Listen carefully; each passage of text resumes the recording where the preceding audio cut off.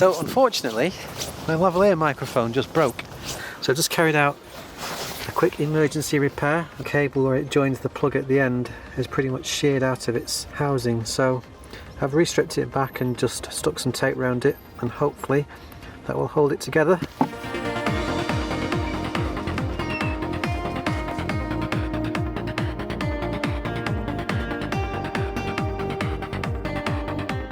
Right over there is the centre of Manchester. Anyway, on with today's video. There's a storm coming in. Apparently we're due for 80-90 mile an hour winds. So today's windy video is all about this camera, the Panasonic GH5, and specifically 3 lenses that have kept me with this camera for the last 3 years. Now, I tried the Panasonic S1H as a potential replacement, and I didn't like it. It was too heavy, the lenses were too heavy, but more specifically, the way that you manually focus with these cameras makes a huge difference to how you film and the kind of footage that you can get. If you own a Panasonic camera, you need to be able to manually focus because the autofocus sucks. When you're manually focusing, you need the focus ring on the lens to be 3 things. It needs to be linear in response. Secondly, it needs to be smooth. And third, I'm going to turn so you can see, when you're hand holding the camera like this, the focus ring needs to sit so that it's comfortably within reach of your thumb and forefinger while supporting the base of the camera. Now, unfortunately, nearly all of Panasonic's lenses have a non-linear focus response. And that simply means that when you turn the ring, the amount of adjustment that's made is determined not just by how far you turn the ring, but also by how fast. And that makes it nearly impossible to get a repeatable focus pull.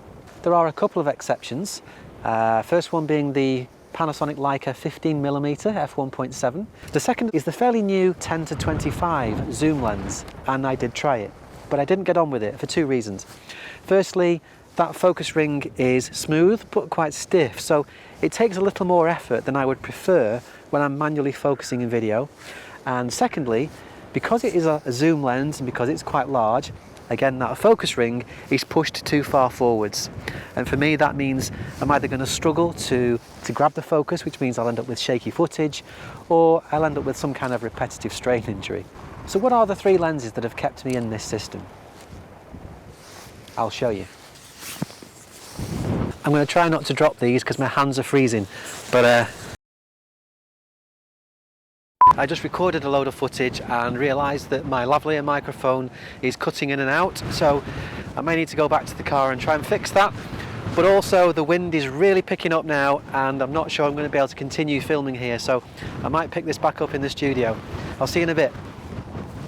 So what are the 3 lenses that have made me stick with the Panasonic GH5 and the Micro Four Thirds system in general? If you haven't already guessed, the Olympus Pro prime lenses, the 17mm, the 25 and the 45mm. These are all optically fantastic lenses with a fast f1.2 aperture. They all share the same 62mm front filter thread, which means that I only need to take one ND filter with me. All 3 are comprehensively weather sealed, they're not too heavy. Now, best of all 3 lenses share the same manual focus clutch mechanism, which gives the focus ring a linear response. It's really smooth, it's really well damped, and it falls perfectly where my thumb and forefingers sit when I'm naturally grasping the bottom of the camera. Now, none of these 3 lenses has image stabilization, but in my experience, on the GH5 at least, you don't need it. The GH5's IBIS is more than capable of stabilizing all 3 of these lenses when you're filming video handheld.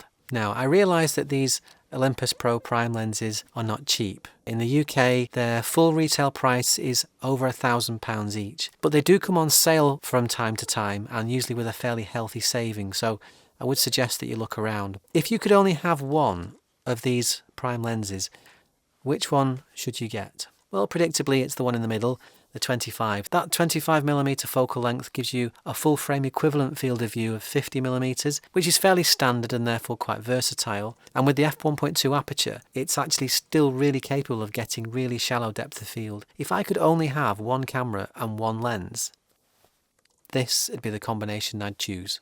But I am really looking forward to a GH6 announcement. I'll see you in the next video.